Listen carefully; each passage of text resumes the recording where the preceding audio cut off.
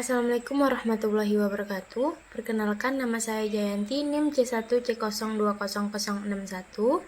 Di sini saya akan menjelaskan materi pajak penghasilan 21. Yaitu yang pertama ada definisi pajak penghasilan pasal 21. Nah, pajak penghasilan pasal 21 adalah pemotongan pajak atas penghasilan sehubung dengan pekerjaan, jasa, atau kegiatan dengan nama dan dalam bentuk apapun yang diterima atau diperoleh wajib pajak orang pribadi dalam negeri.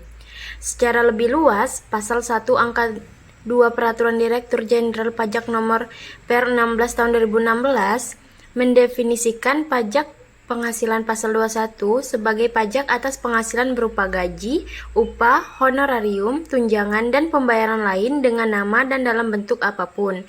Adapun pembayaran tersebut sehubung dengan pekerjaan atau jabatan, jasa, dan kegiatan yang dilakukan oleh orang pribadi subjek pajak dalam negeri sebagaimana dimaksud dalam pasal 21 Undang-Undang Pajak Penghasilan. Selanjutnya ada objek pajak pasal 21. Nah, objek pajak penghasilan adalah setiap tambahan kemampuan ekonomis yang diterima atau diperoleh wajib pajak, baik yang berasal dari Indonesia maupun dari luar Indonesia, yang dapat dipakai untuk konsumsi atau untuk menambah kekayaan dengan nama dan dalam bentuk apapun. Maka, jika berkenaan dengan pajak penghasilan pasal 21 ini, objek pajak penghasilan pasal 21 merupakan semua jenis penghasilan yang dikenai pajak penghasilan pasal 21. Nah, selanjutnya ada jenis-jenis pajak penghasilan pasal 21. Di sini jenisnya ada dua bagian. Yang pertama ada penghasilan yang dipotong pajak penghasilan pasal 21. Nah, untuk penghasilan yang dipotong PPh pasal 21 ini yaitu ada penghasilan yang diperoleh karyawan tetap baik berupa penghasilan yang teratur maupun tidak teratur.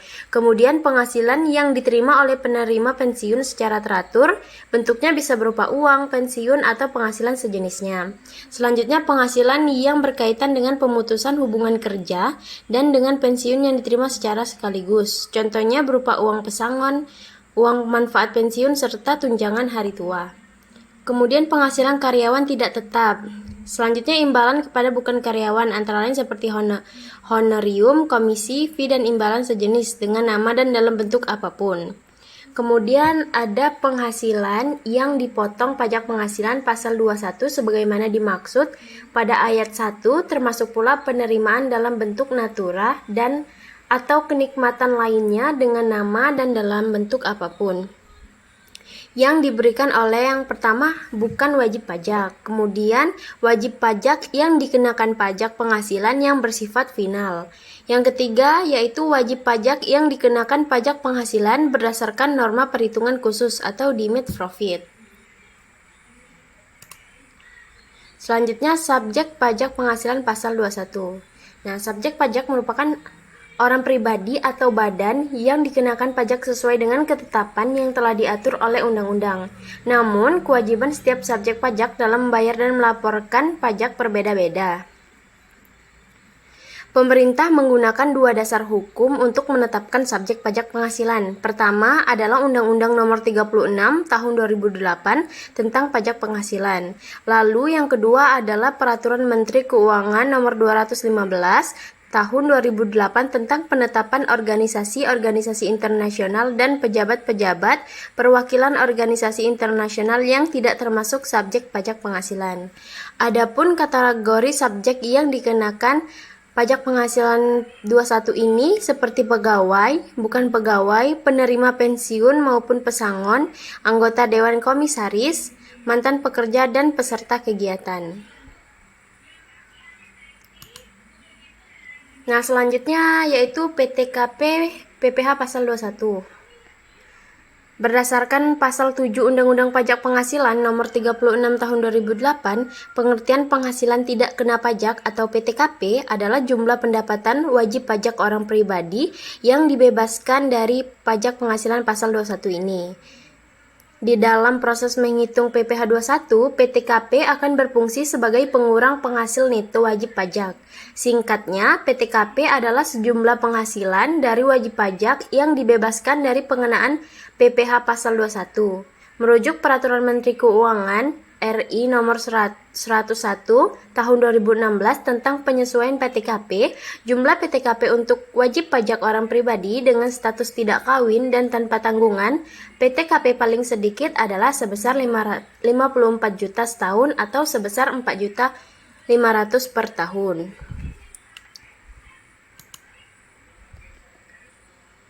Nah, di sini ada rincian besar PTKP PPh pasal 21.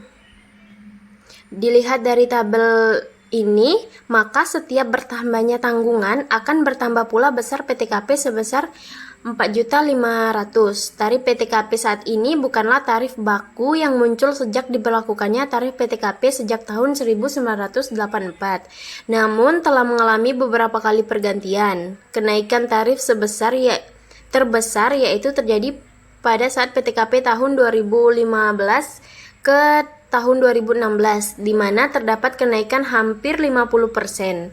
Jika di tahun 2015, tarif PTKP wajib pajak belum kawin sebesar 36 juta, berbeda di tahun 2016 yang mengalami kenaikan hampir 50%, yaitu berada di angka 54 juta per tahun. Nah, selanjutnya yaitu mekanisme dan tarif pemotongan pajak penghasilan 21. Penghasilan kena pajak adalah jumlah upah karyawan atau pekerja yang akan dikenakan PPh 21 setelah dikalkulasikan dengan tunjangan, biaya jabatan, BPJS Ketenagakerjaan, BPJS Kesehatan, dan lainnya. Seperti yang disebutkan tadi, bahwa untuk dapat mengetahui berapa jumlah penghasilan yang akan dikenakan pajak, terlebih dahulu kita harus mengetahui besar PTKP wajib pajak yang bersangkutan. Jadi di sini ada dua cara untuk mengetahui jumlah penghasilan kena pajak. Yang pertama ada dari penghasilan bruto dikurang biaya-biaya selanjutnya menjadi penghasilan neto. Nah, yang kedua ada dari penghasilan neto tersebut dikurangi PTKP hingga akhirnya diperoleh penghasilan kena pajak.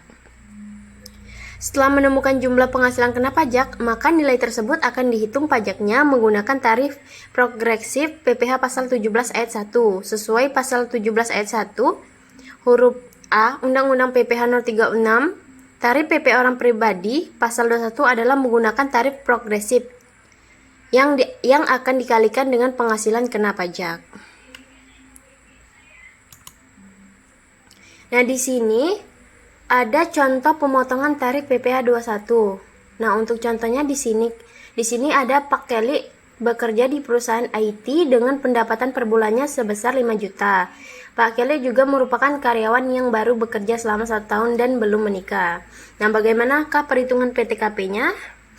Nah, untuk perhitungannya di sini gaji pokok 5 juta, kemudian pengurangan biaya jabatan 5% yaitu 250.000. Kemudian penghasilan bersih per bulan Pak Kelly ada 4 juta, di angka 4.750.000. Kemudian untuk penghasilan bersih per tahun sekitar 57 juta.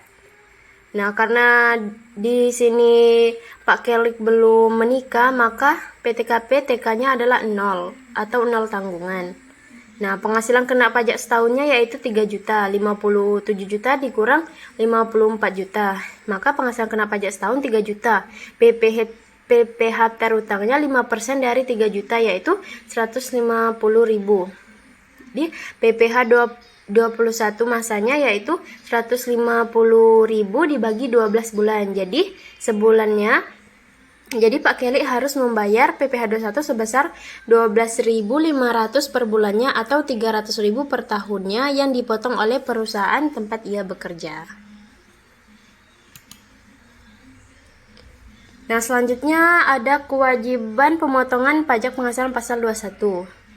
Nah, sebagai pemotong PPh pasal 21, perusahaan wajib mendaftarkan diri ke kantor pelayanan pajak sesuai dengan ketentuan peraturan perundang-undangan perpajakan. Kemudian, perusahaan wajib melakukan perhitungan PPh pasal 21 yang didokumentasikan dalam catatan atau kertas kerja perhitungan PPh masing-masing penerima penghasilan. Dokumen tersebut wajib disimpan selama 10 tahun sesuai ketentuan pasal 28 ayat 11 Undang-Undang Ketentuan Umum dan Tata Cara Perpajakan. Setelah melakukan pemotongan PPh pasal 1, pemotong wajib menyetorkan pajak tersebut kepada negara. Penyetoran dilakukan paling lama tanggal 10 setelah masa pajak berakhir.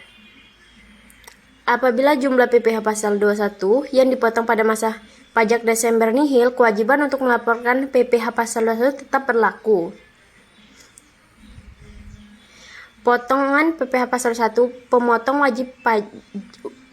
wajib membuat bukti potong PPh pasal 21. Bagi pegawai tetap atau penerima pensiun berkala, bukti potong dibuat setahun sekali dengan bentuk formulir 1721A1 atau formulir 1721A2. Bukti potong tersebut diberikan paling lama 1 bulan setelah tahun pajak berakhir. Bagi pegawai yang resign atau keluar di pertengahan tahun, bukti potong juga diberikan paling lama 1 bulan setelah pegawai berhenti. Di sisi lain, bukti potong untuk selain pegawai tetap atau penerima pensiun berkala dibuat setiap kali ada pemotongan. Apabila dalam 1 bulan terdapat lebih dari 1 kali pembayaran, bukti potong dapat dibuat sekali dalam 1 bulan. Nah, jadi dari materi yang dapat saya sampaikan, dapat disimpulkan bahwa pajak penghasilan pasal 21 atau biasa disebut dengan PPh pasal 21 adalah pajak atas penghasilan berupa gaji, upah, honorium, tunjangan, dan pembayaran lain dengan nama dan dalam bentuk apapun, sehubung dengan pekerjaan atau jabatan, jasa, dan kegiatan yang dilakukan oleh orang pribadi subjek pajak dalam negeri. Saat ini, PPh pasal 21 harus menjadi perhatian bagi wajib pajak yang dikenakan PPh pasal 21. Oleh karena itu, kita akan membahasnya secara perlahan-lahan agar mudah dimengerti. Pemungutan serta tarif pajak PPh didasarkan atas undang-undang yang ada. Pajak merupakan penyumbang terbesar bagi kas negara. Baiklah, sekian dari materi yang dapat saya sampaikan. Assalamualaikum warahmatullahi wabarakatuh.